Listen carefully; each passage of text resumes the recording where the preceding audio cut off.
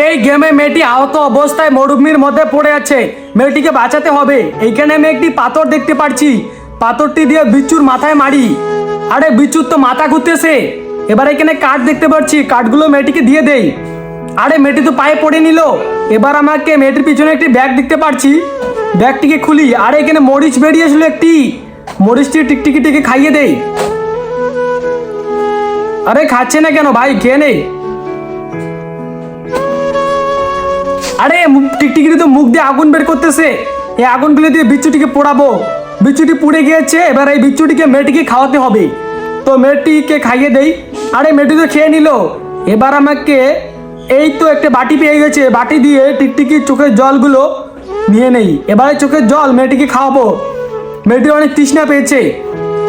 এবার মেয়েটির হাতে একটা ব্যান্ডেজ দেখতে পাচ্ছি, ব্যান্ডেজটি মেয়ের পায়ে লাগিয়ে দিব, কারণ পায়ে অনেক চোট পেয়েছে। এবার তো ভাই ধুলো উঠতেছে। এবার এই কাপড়টি দিয়ে মেয়েটির নাকে দিতে হবে, যেন ক্ষতি না হয় মেয়েটির।